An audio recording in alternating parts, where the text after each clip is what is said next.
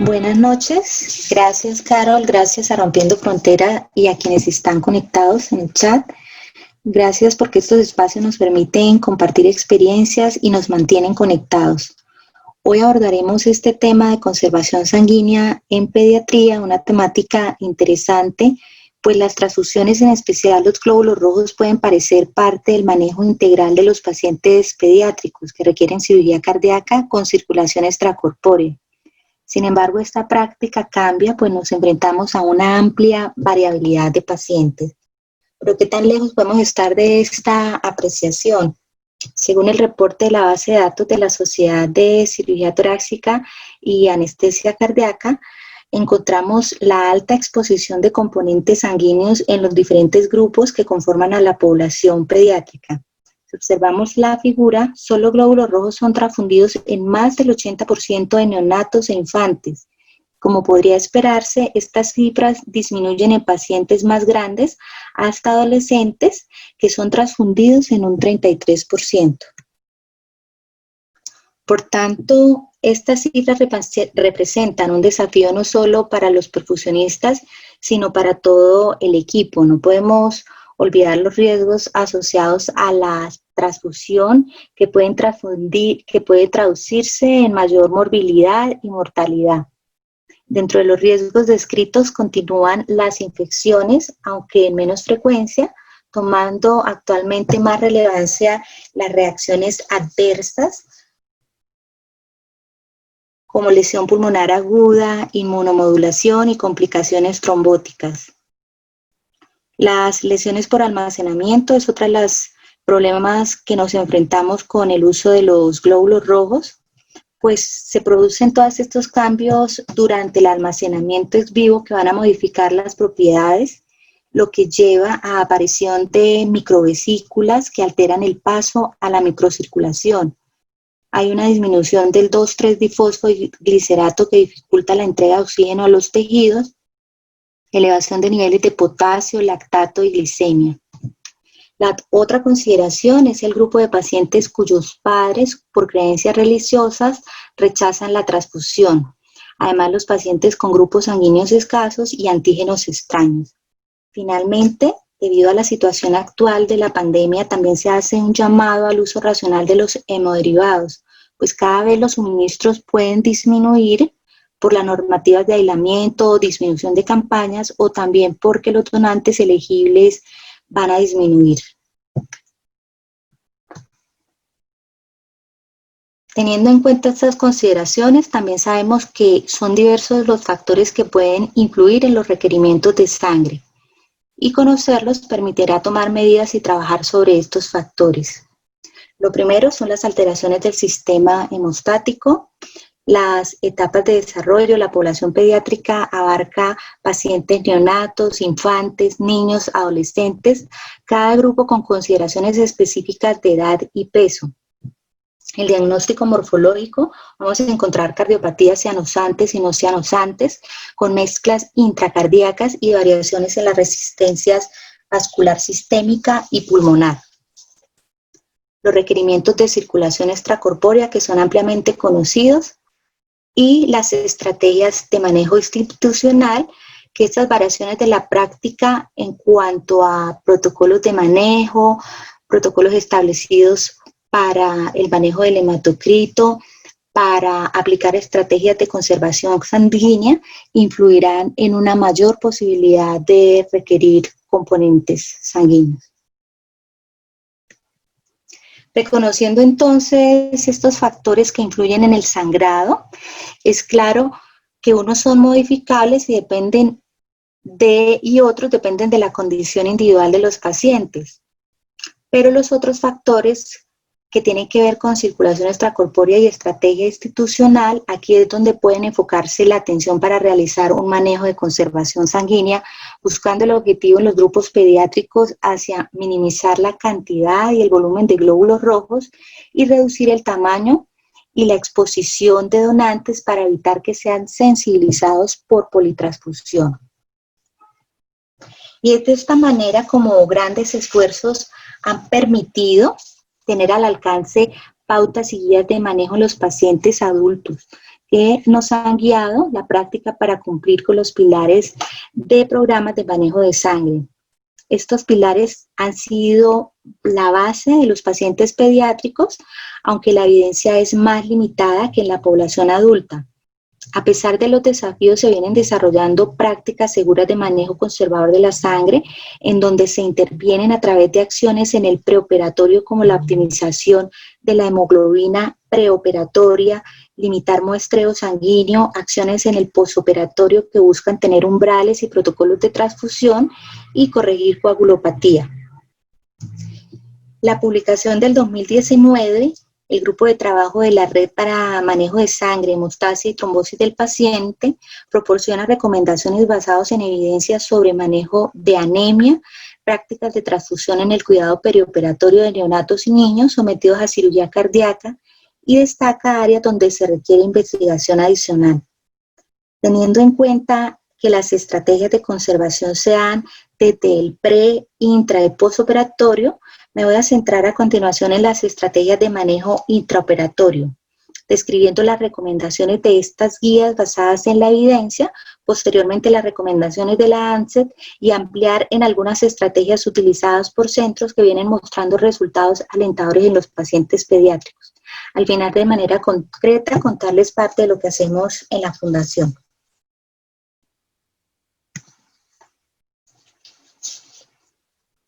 Con respecto al manejo de los antifibrinoléticos, la eficacia de la administración de análogos de lisina en neonatos y niños ha sido estudiado en pequeños estudios prospectivos.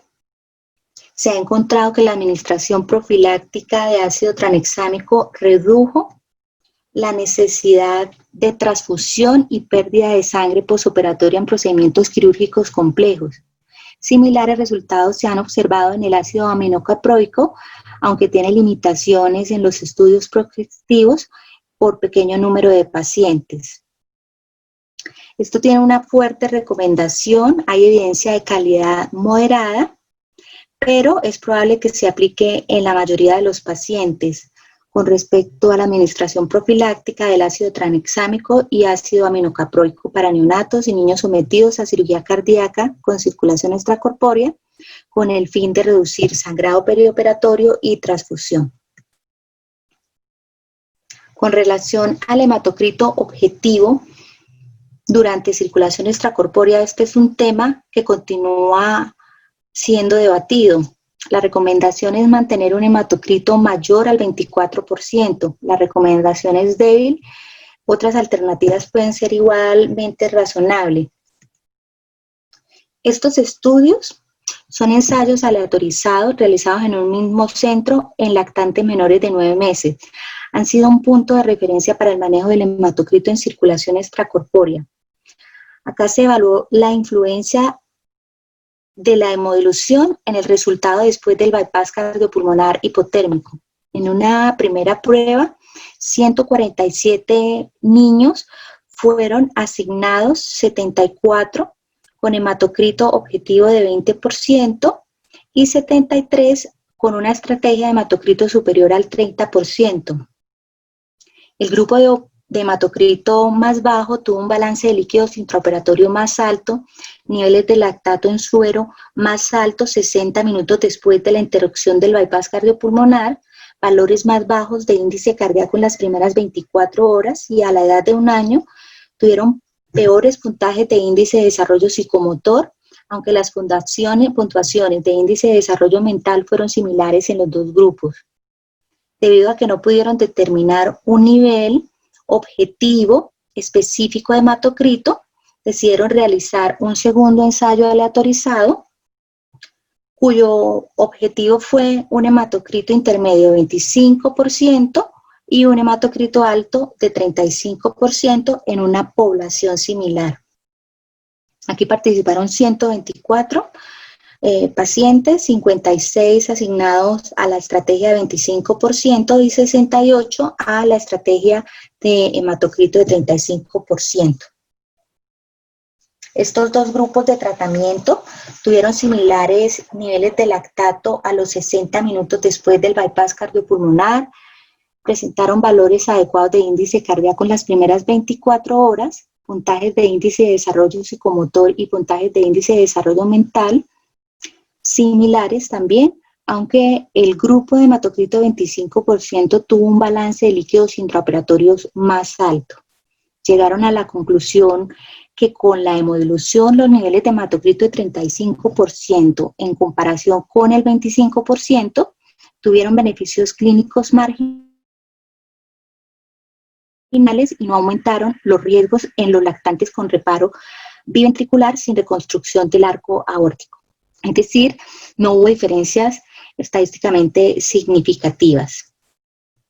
Finalmente, un nivel de hematocrito al inicio del bypass cardiopulmonar de bajo flujo de aproximadamente 24% o más se asocia con puntajes más altos de índice de desarrollo psicomotor y niveles reducidos de lactato.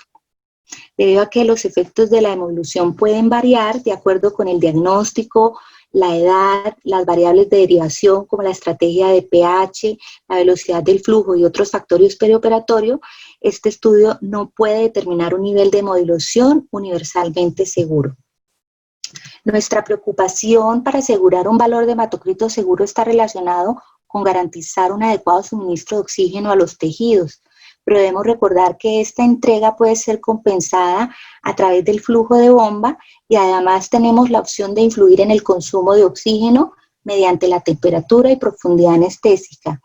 Por tanto, el monitoreo de las variables de perfusión pueden guiar la respuesta individual de cada paciente para su nadir de hematocrito teniendo en cuenta el momento, ya sea hipotermia, calentamiento, despinzamiento o destete de circulación extracorpórea. Finalmente, cada grupo, de acuerdo a su experiencia y resultados, establecen valores en circulación extracorpórea 25% para patologías biventriculares y 30-35% reparos univentriculares, valores que pueden aumentar en la fase de calentamiento. Con relación al tamaño de los circuitos, tema que será ampliamente descrito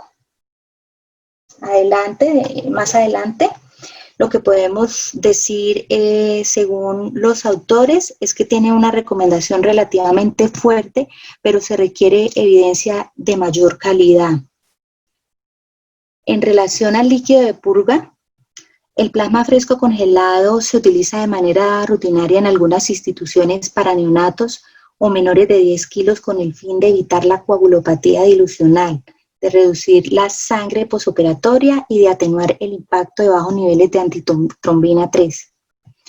Pequeños y pocos estudios han comparado el efecto de la purga de glóbulos rojos y plasmas en neonatos y niños. Un pequeño estudio de 20 lactatos con pacientes menores de 8 kilos que se aleatorizaron 10 pacientes con plasma y 10 sin plasma en la purga y encontraron resultados en que el grupo que recibió plasma tuvieron que recibir menos unidades de críos sin diferencias en la exposición media total de donantes. Otro estudio de 73 bebés menores de 10 años que utilizaban plasma y glóbulos en la purga encontraron resultados ligeramente superiores en términos de sangrado. Los autores sugieren que la adición de plasma fresco congelado a la purga de circulación extracorpórea en neonatos menores de 30 días sometidos a cirugía cardíaca tiene una recomendación débil. No se recomienda su uso de manera rutinaria para neonatos. Hay estudios de baja calidad, son estudios pequeños y por tanto otras alternativas pueden considerarse. A pesar de esto, diversos grupos utilizan el plasma y glóbulos en una población de pacientes. Con relación al uso de albúmina versus cristaloide, la recomendación es relativamente más fuerte para el uso de albúmina, pero todavía se necesita evidencia de mayor calidad. Estrategias como la ultrafiltración, que serán ampliamente descritas en la próxima charla. De acá solamente quiero mencionar que es una estrategia que tiene una fuerte recomendación con evidencia de calidad moderada, pero que puede aplicarse en la mayoría de los pacientes. Y con respecto al salvador de células, Aunque varios metaanálisis han demostrado su eficacia en los pacientes adultos, el nivel de evidencia es todavía escaso en la población pediátrica debido a los bajos volúmenes posiblemente recolectados, pero en la actualidad se cuentan con campanas pediátricas que permiten la recuperación de los volúmenes de neonatos e infantes. Durante muchos años también se ha recomendado la reinfusión de sangre residual del circuito, pero se vienen mostrando los beneficios del lavado de los glóbulos rojos y del volumen residual para reducir biomarcadores inflamatorios y la calidad de las transfusiones. La recomendación es relativamente fuerte, sin embargo se requiere evidencia de mejor calidad. Con relación a la hemodilución normovolémica no hay una sugerencia clara que sea eficaz en esta población. Todas estas recomendaciones en circulación extracorpórea son avaladas por la Sociedad Americana de Tecnología Extracorpórea, donde nos proporciona estándares y guías para el cumplimiento del objetivo del mantenimiento de sangre. Y están enfocados a minimizar la hemodilución, evitar transfusiones, minimizar el tamaño de los circuitos, realizar cálculos de hematocrito e informarlos, definir el hematocrito mínimo y el protocolo institucional. Al mismo tiempo, la recomendación de las guías con respecto a la selección del circuito, retroprimado arterial y venoso, superficies recubiertas, salvador de células, el manejo para la recuperación de sangre del circuito al final del procedimiento y hemodilución normovolémica. Estas guías que utilizamos de manera rutinaria también en los pacientes adultos, pero que en los niños tienen unas implicaciones especiales. Con respecto al circuito, vuelve y enfatiza en minimizar el tamaño, en que tengamos en cuenta el volumen de purga, el área de superficie, la seguridad y los requisitos metabólicos de acuerdo a cada paciente, pero que al minimizar los circuitos debemos considerar el drenaje venoso asistido teniendo en cuenta contraindicaciones y precauciones que debemos tener para su uso. Todas estas pautas anteriormente descritas han venido siendo aplicadas en muchos centros que han comenzado a reportar sus experiencias y resultados, y en su mayoría coinciden en la implementación de circuitos pequeños para neonatos e infantes, retroprimado autólogo, uso de salvador de células, experiencias con la hemodilución normovolémica. Por esta razón, voy a describir de manera puntual algunas consideraciones al respecto de cada una de estas estrategias. Los circuitos pequeños son versiones modificadas y pequeñas de circuitos convencionales con diferentes configuraciones de diámetro y tamaño de tubería. El área más importante para mejorar en términos de requisitos de transfusión de glóbulos rojos es la reducción física del circuito extracorpóreo. La reducción del área de superficie de contacto y el uso de superficies recubiertas han mostrado ser eficaces para atenuar los efectos negativos de la respuesta inflamatoria sistémica. Vienen siendo utilizados en neonatos y en infantes como estrategia que permite disminuir los requerimientos de sangre en este grupo de pacientes. Este circuito, ¿cómo se caracteriza? La tubería se disminuye la longitud, pero tiene unas implicaciones, y es que al disminuir longitud se disminuye resistencia del circuito, pero al disminuir el diámetro aumenta la resistencia del circuito. Este tema y precauciones e implicaciones al seleccionar los diámetros fue un tema muy descrito en presentaciones anteriores que vale la pena revisar. El segundo aspecto es aumentar el nivel del reservorio a la altura de la aurícula derecha del paciente. Los rodillos flotantes de algunas máquinas de circulación extracorpórea pueden facilitar esta alternativa. Y los oxigenadores con filtros arteriales integrados eficientes para los requerimientos del paciente y mínimos niveles de purga. Estas modificaciones implican la pérdida del drenaje por gravedad, por lo que debe ser incluido, si se utiliza este tipo de configuración, el drenaje venoso asistido por vacío, y del cual merece tener en cuenta algunos aspectos para su uso. Es una técnica que ha sido muy controvertida por los reportes existentes debido a que puede provocar la entrada de aire, microémbolos y aumento de hemólisis que pueden estar relacionadas con presiones negativas mayores de 40 milímetros de mercurio. Además, pacientes con defectos cardíacos congénitos pueden ser más susceptibles a resultados adversos secundarios a embolia aérea debido a la presencia de derivaciones intracardíacas que podrían permitir la entrada de aire venoso al circuito arterial. Por otra parte, otros reportes muestran beneficios en su aplicación, ya que contribuyen junto a la reducción del circuito a menores requerimientos de glóbulos rojos halogénicos y no ha mostrado efectos adversos en su aplicación. Por lo tanto, para evitar los resultados adversos se deben de tener medidas de seguridad en el uso de esta técnica. Y nos recomiendan asegurar presiones negativas menores de 30 a 40, tener un control estricto de la presión en el reservorio, un sistema de alarma, evitar microburbujas en la línea venosa, asegurar torniquetes venosos y contar con oxigenadores con válvulas de sobrepresión. Estos son reportes de centros que vienen aplicando este tipo de estrategias. En este estudio evaluaron el efecto de la purga sin sangre en las necesidades de transfusión y efectos sobre la morbilidad hospitalaria y lograron el objetivo de no transfundir en el 16% de los pacientes, el 50% requirió transfusión después de circulación extracorpórea y el 34% durante circulación extracorpórea. Fueron pacientes menores de 15 kilos. Los pacientes que fueron transfundidos durante circulación extracorpórea se asociaron con mayor tiempo de ventilación mecánica y estancia en UCI y fue el grupo con mayor mortalidad.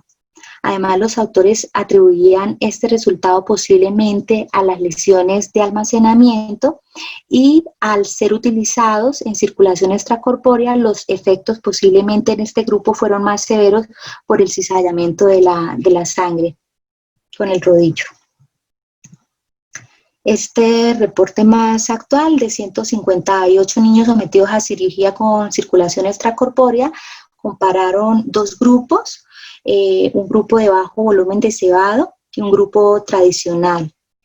La cantidad de glóbulos rojos transfundidas durante circulación extracorpórea y durante toda la cirugía fue significativa menor en el grupo de bajo volumen en comparación al grupo tradicional, pero la concentración de hemoglobina fue mayor en el grupo de bajo volumen en el primer día después de la cirugía y antes del alta hospitalaria.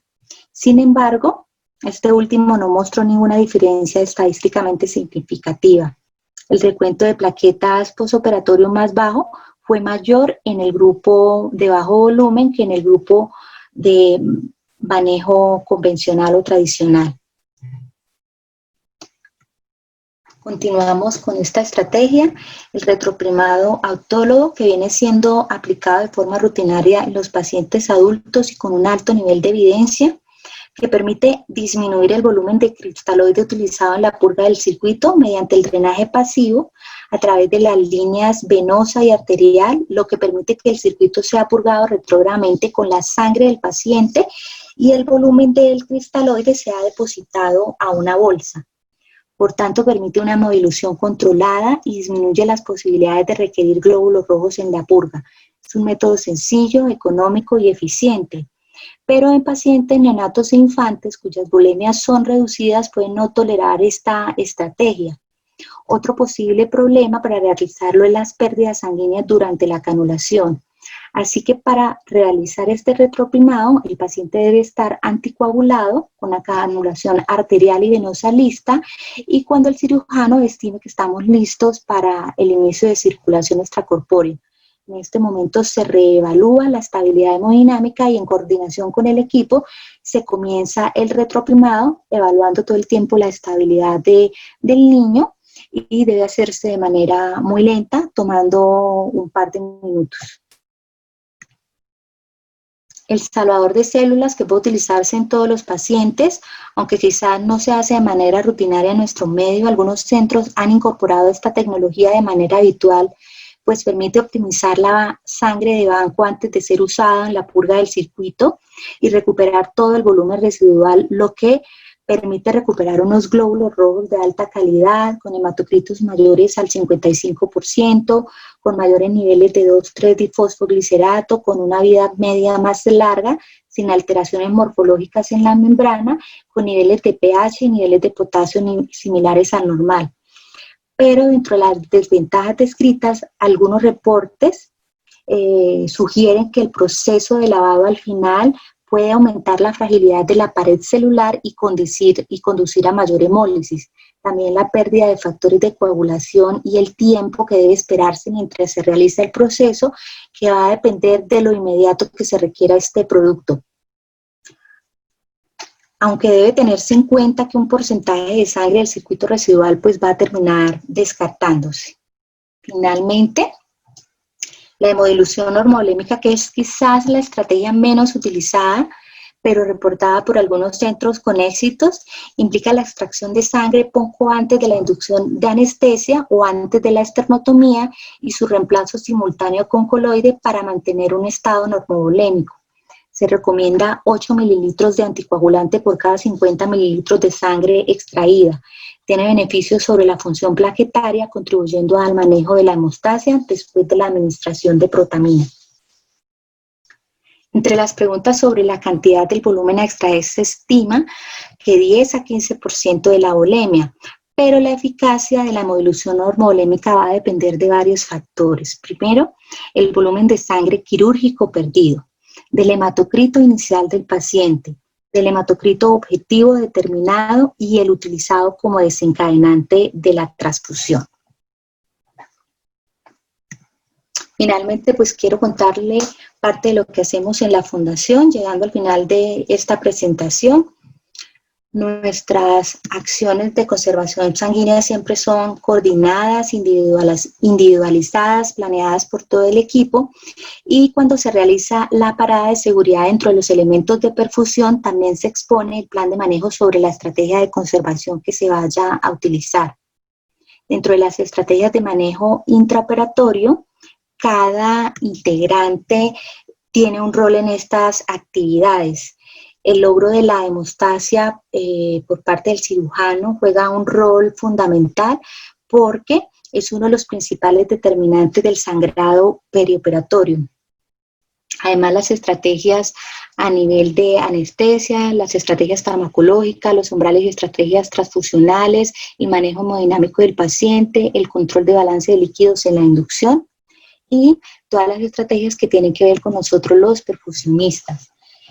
Nosotros en la Fundación tenemos unas estrategias que están enfocadas en disminuir la hemodilución, el retroprimado autólogo en pacientes cuyo plan no sea purgar con glóbulos rojos, generalmente pacientes mayores de 15 kilos, la selección de circuitos que garanticen drenaje venoso por gravedad y línea arterial que no cree presión de línea excesiva. No usamos drenaje venoso asistido con regularidad en los pacientes, lo usamos para canulaciones femorales. La ultrafiltración que hacemos pre-bypass cuando purgamos con sangre en nuestro circuito para atenuar los efectos de la sangre de banco. Realizamos ultrafiltración convencional y realizamos ultrafiltración modificada en menores de 10 kilos. La estrategia tiene efectos en una ventaja, y es que disminuye la hemodilución, pero que al final también se puede obtener un volumen para refundirse al paciente si lo requiere. Las estrategias generales de circuito, utilizamos circuitos biocompatibles, utilizamos en el momento Trillium, y las estrategias que tienen que ver con las transfusiones autólogas, que son menos utilizadas, pero que están condicionadas en el caso de la hemodilución ormovolémica por el hematocrito del paciente, y generalmente cuando la utilizamos es en pacientes poliglobúlicos para asegurar un adecuado hematocrito en bomba.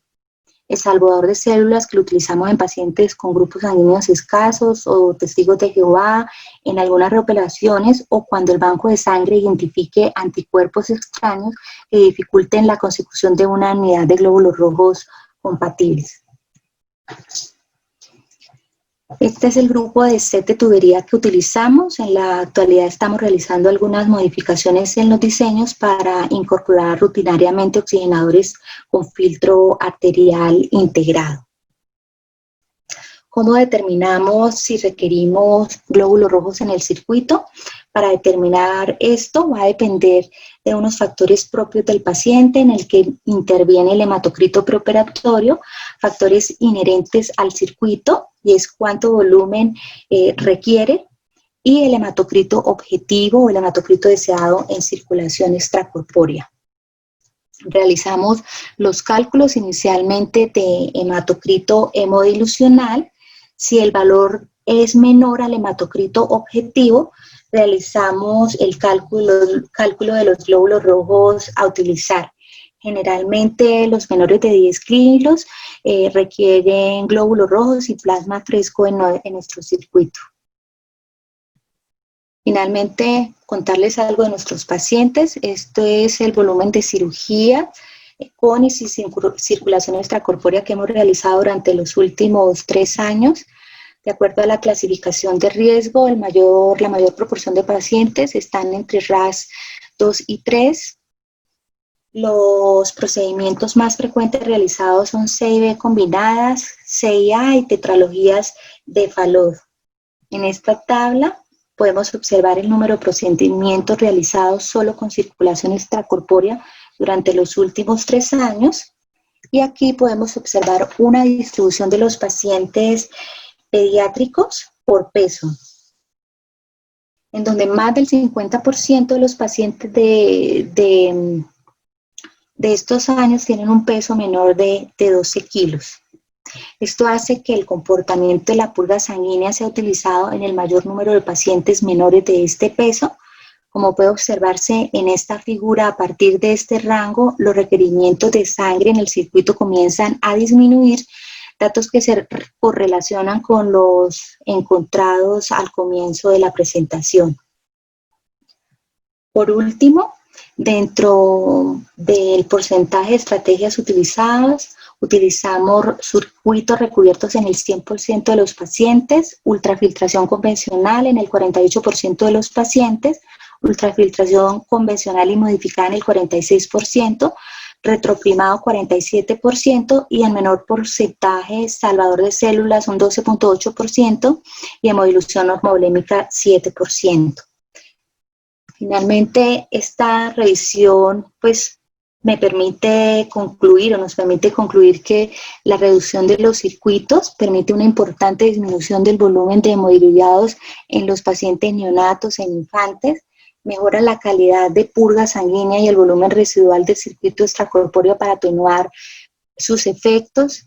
La planeación de circulación extracorpórea permite definir la estrategia de conservación sanguínea y las estrategias de conservación deben ser individualizadas y también deben ser interdisciplinarias. Muchas gracias.